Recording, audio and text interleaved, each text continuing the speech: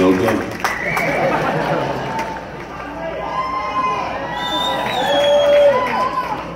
May I present Michelle Pfeiffer?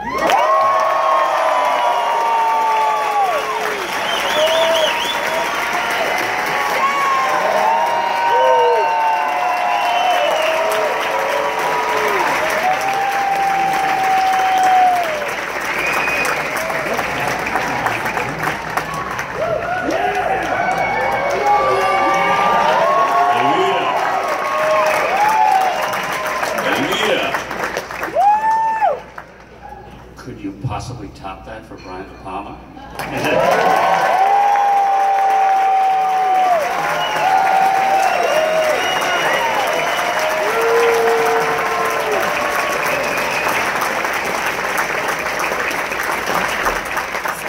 Our brave leader.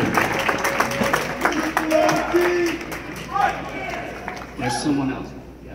Yes, yes. Ladies and gentlemen, Al Pacino.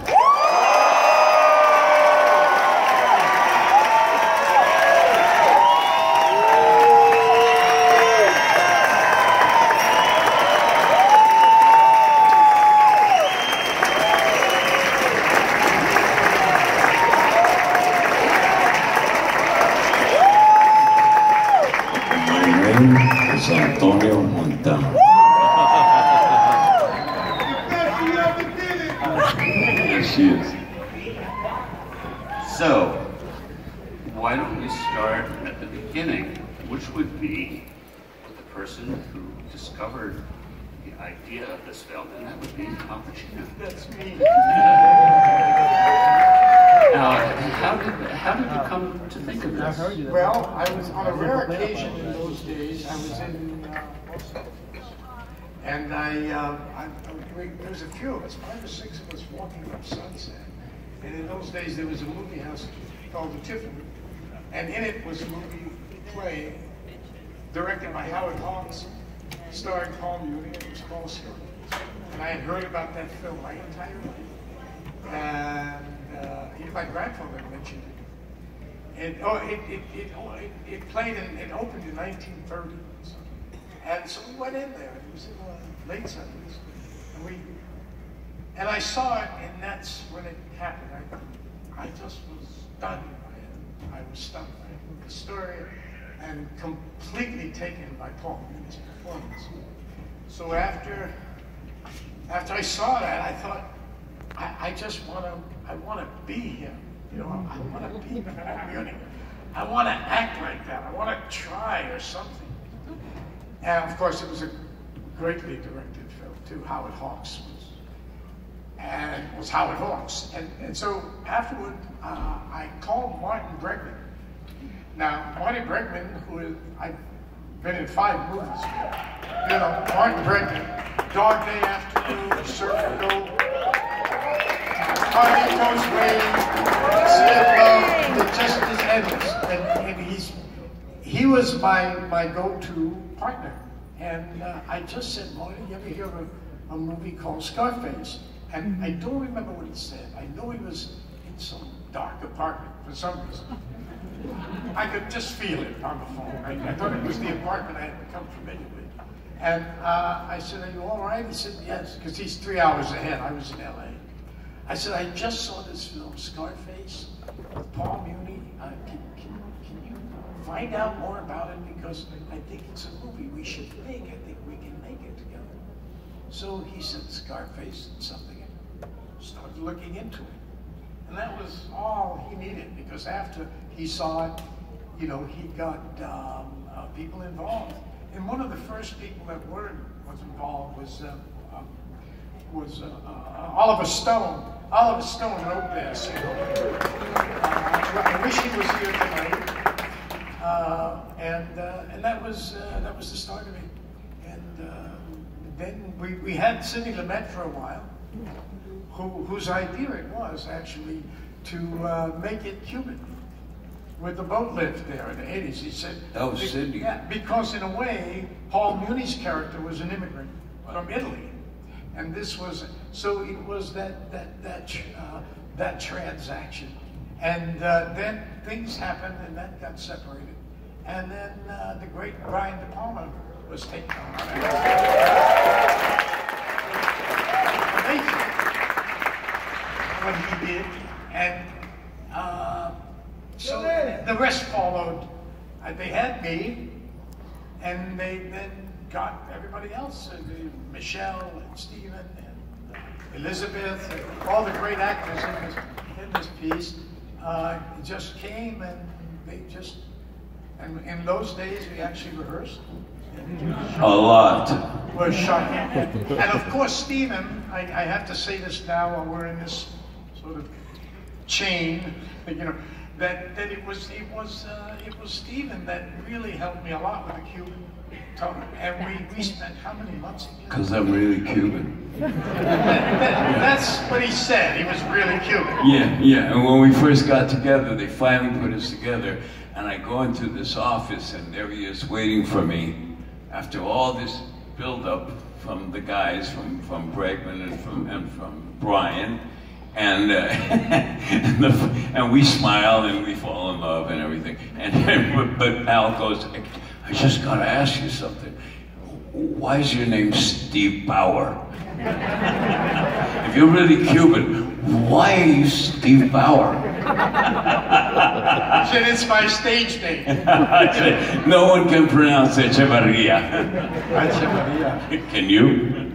Now I can. Now we can. You're always teaching me something. And that's what he would do when we were together. And we spent literally months together. Yeah, we spent months. We had that luxury though, didn't we? Yes, we did. Which I don't know that people have that now. I don't do movies anymore. but those big movies. Different. It is different today. They don't have them. We had a couple of months to be together, the whole summer actually. All summer. And we took a house. I lived in Malibu in a little hovel on PCH, and then Al took a house. He rented a house, a beautiful house. And I would come over every day for breakfast, and then people would come by, Johnny Carson and Marty Sheen and all his great. No, Johnny Carson used to walk by. He used to walk by us. You wouldn't go near him. We never said hello. No. He walked funny. Marty Sheen would come by. Marty would come over, yeah. But we spent every day for just about a month just not reading the script. Yeah. Just talking about our lives is the secret. And that's how, when people say, how do you guys have that chemistry? Because we spent all that time exploring and talking about our lives in Cuba previous to the opening shot. So, and what he taught me was that it will imbue your performance. You don't have to set anything. The script is there, and the knowledge that you have of each other as people, as the characters, and what your lives were together in Cuba before the movie starts, that will imbue your performance. And so that was very easy and cool. And we did it every day for about a month. And then Brian had us actually gave us the luxury of doing rehearsals. If I can just correct you slightly. Correct me. Add to you. All right. Brian gave you the luxury because Marty Bregman gave you Gave him the luxury. Marty is in the audience. Could we give him? Oh, where's Marty? Hey, let's do it. Marty Bregman. Where's Marty?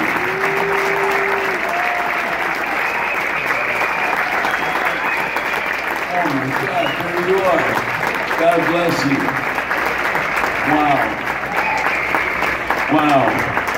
So he made this happen. He did. He took Al's idea and brainstorm, and he had faith in it, and he made everything happen around it. And he chose Brian, and Brian had the vision that Al and him had. And Marty was the one who told me on my first day. He said, "Kid, you're gonna play Manny." And I said, how? I haven't auditioned yet. And he goes, trust me, you're playing Manny. And it is true that in the history of Hollywood, I don't think anyone has ever gotten a job without auditioning. The way you did. You filled the entire Cuban quota. I got lucky. Here's a question. You all have had children, and when you were making this movie, you might not have thought that someday you would have to say that you made a movie in which fuck is used 226 times, or 1.32 fucks a minute. But who's counting? No, it got counted. The question is, what did you tell your kids when they said, what is this movie, Scarface? What did you tell them? Michelle? I don't know that we've ever had a discussion about it. They don't watch my films. They're not really. I think it makes them uneasy, honestly, to see me. I don't know. It's sort of, I don't know. I think it makes them a little uneasy to. They will eventually. Yeah, maybe not. I don't know. As the language changes in the vernacular of the United States. Well, in those days, I would imagine that fuck was used a lot. Yeah, just not as in much movies. as it. Unlike today. Just not in movies. I think my kids did nothing about it when they saw it. They didn't even mention it.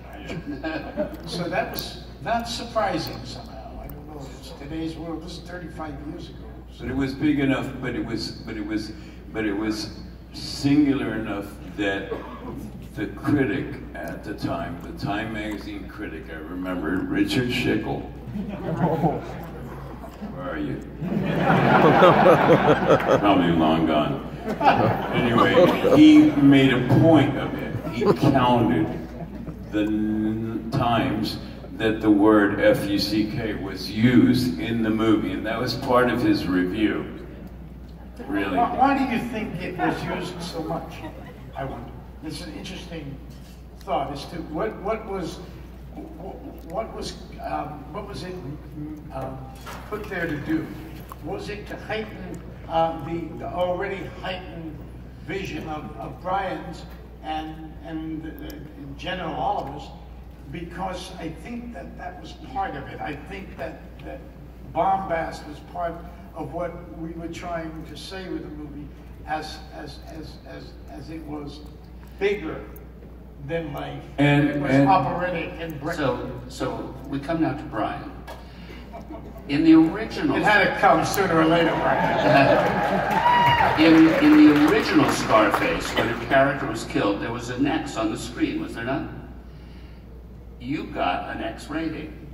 Yes. And you got it 3 times. That's correct. And then you changed it so it could get an R. No. And then you released the X rating. No, he just fooled them. No, I would submit it to the ratings board. I had battled with the ratings board through a whole bunch of movies I had made. And this was our last skirmish. And I kept on submitting versions of it, and they say it's an X. So I changed it a little bit, took a few more things out, and I submitted it a second time, it got an X. Then I submitted it a third time, and I think they were upset about the hits in The Clown. Remember The Clown? Very bothered by the Very, very unpleasant. Very violent, it's just too much. So at which point, I said, I've had it with these people. I'm not taking anything more out. And I told Marty, and Marty said, well, we'll go to war with these people. And that's what we did. And we're going to war. And to make sure that everybody understands that they said, okay, then we were going to go to war with the third version. I said, no. We're going to put the movie exactly the way I originally cut it. If I got an X on the third, I got an X on the second, I got an X on the first. We're going with the original version. And they said, you can't do that. And I said, why not? They didn't have an answer for that. And ultimately, we had to appear. Marty organized a very good presentation in front of the whole board, and we won. It was one of the great moments that we had. We beat the censor board. So, Brian, Chekhov says if you see a gun in the first act, it's fired in the second act.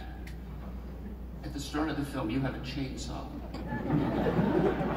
There's nowhere you can go from there but more. Did you ever think, I mean, what was going on? Did you think, this is like very over the top? No, that was an Oliver script that he had, followed reporters in Florida. This was based on an incident of them, chopping people up in chainsaws and dumping them in the garbage. So, yes, but they don't usually put this in the movies. Yeah, it was a first, sort of. Well, I kind of... You don't usually have over 200 fucks in a movie either. I thought you had to show that these were a different kind of gangsters. And so let's show in the beginning what kind of violence you're going to be dealing with. Michelle, I'm, as the father of a daughter, I'm concerned with body image. Right? The preparation for this film, what did you weigh? No.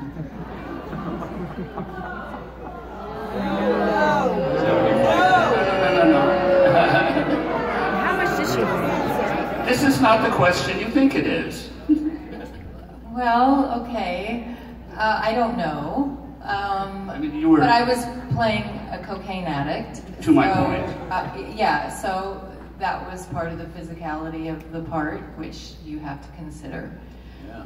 So, but I do remember, the movie was only supposed to be, what, a 3-month, 4-month? Shoot. It ended up being, and then of course I tried to time it so that as the movie went on, I became thinner and thinner and more emaciated. Without getting addicted to cocaine. The problem was, the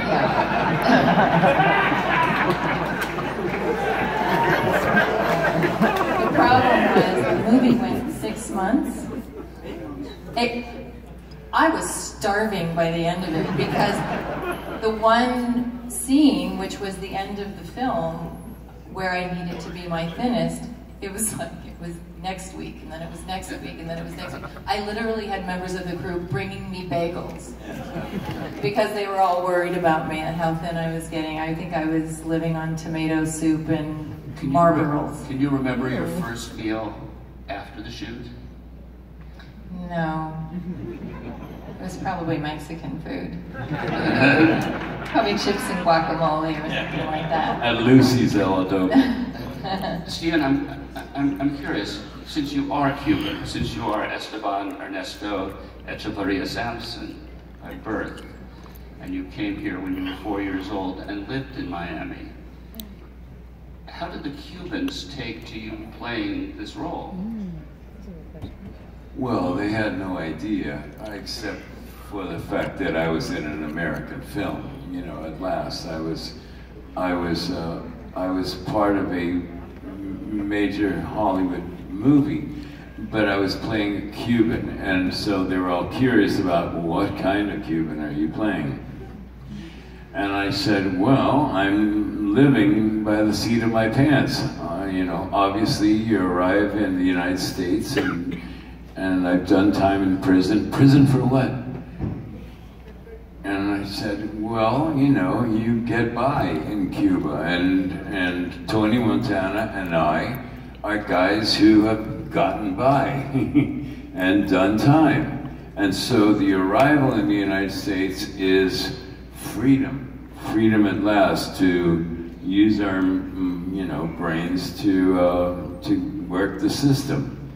And so I didn't tell anybody really the extent of the mayhem that we would be a part of.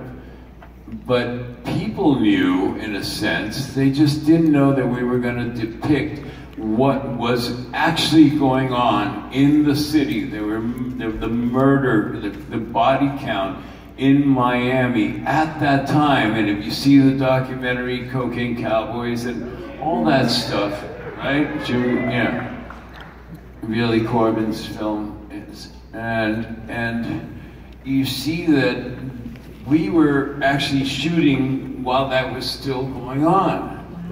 And a lot of the old school Cubans were concerned with me, almost to the point where they weren't really sure that my participation in a Hollywood movie was worth me downgrading or degrading or tainting the image of their accomplishments in the society, in the new society. And what I tried to convey to them was, relax, man, it's a movie, you know? Just take it easy and be happy for me. So, you know, it's like, you know, my dad, I remember bringing my dad to the set, and I used to tell Al, this is the way he talks, you know, he talks like this, and he's very big. And we brought him to the set in Miami Beach, I remember, and it was the day that Al, and we were going to shoot the scene, remember, Brian, at the Fontainebleau? And we had that scene where Al opens up, and it's opened up on the beach and everything, and we've obviously come up because we're dressed nice and my hair's perfect, you know. And Al's hair is cool, you know, and he's thinking, and I'm just goofing off, you know. And I remember that suddenly we've come up, and he's got this thing in mind of taking over, because he can see that everybody around him is a dope. Both, you know, people are just fooling around at this time, and that there's money to be made in the drug trade. And I'm just like, oh, yeah, girls. So Al, there's Al. You couldn't have expressed it better, right? As Steven just said, this is a movie, but you were in another movie which is bigger than all the other movies ever put together in the history of Godfather. And you have lines in that movie that are memorable, and yet the line that is most memorable comes from this movie. What do you do when people come up to you and say, could you say that line? Oh my Well, God. say hello to my little friend, yes. Say hello. Little friend. That's an Oliver Stone. He's out there somewhere. I must the say, friend. Oliver Stone wrote that. So, as he did so many wonderful lines in this movie, you know, and no, it's caught on in such a way, and we all have experienced it. You know, this wasn't the way it started. Because when Scarface first came out, it was extremely controversial. You can imagine this kind of movie, and it stays in our lexicon in a way, and it's around, and it's part of our culture in a strange way. There's a good, very interesting book written about it called Scarface Nation, as to some of the reasons they think it is, and they still come away not knowing why it is, why it's still here, and why it still lives. Why language becomes iconic, why dialogue becomes iconic. And why this kind of spirit in the movie, why this kind of thrust in the movie stays so somehow relevant. You know? Well, there's another line in the movie which could perhaps suggest this, like for this year. Who put this thing together? Me. Me. Who do I trust? Me. Who does Me. it sound like? Oh, well, I didn't think we'd get political. Let's see. George Washington? Okay. That comes to mind. Let's try an easier question for 100. Yeah. Who's more evil, Tony Montana in this movie or Satan in The Devil's Advocate? Well, we know it's Satan and the Devil's Advocate. And here's the reason, because that's really the devil. And I saw a couple of bishops the other night, believe it or not, in a restaurant, 3 of them, and they were so, friendly to me, smiled. And I said, I'm awfully sorry, but I said, actors are forgiven this sort of thing, aren't they? I mean, we're artistic, yes, given that sort of license. Oh, they said, yes, don't worry about it. It's fine, no. I thought, you know, I did say one thing in the movie, that I said, look, I will do this part if I get, in The Devil's Advocate, I would do this part if I get to kiss Don King on the mouth during at a boxing ring. And it happened. So that was yeah, I did say that. I would have done the movie anyway, but I just So, Brian. It was in center. There was some sort of metaphor. You know, I wanted to say that gunfight because I think I wanted to say it because it's a very interesting story. That, you know, the gunfight at the end, whatever you want to, the finale, yes, this is an opera. And I remember firing off rounds and out of the machine gun. And I fired about 30 rounds, and somebody then shot me, and I got hit, and I flew in the air and landed. And, you know, I'm still sort of alive and ready. There was a lot of support there, you know. All that cocaine really keeps you going. And so here I was, and I grabbed the barrel of the gun I just fired. My hand stuck to it. It just stuck to it. And so I remember someone had to get me, you know, and then it was over. And we had to go to the hospital, Burn Hospital. I got 2 weeks off. And then, so Brian. You got 2 weeks off. But here's the thing. I was in the hospital and I'm standing there like, you know, and I got all this blood all over me. Nurses coming back.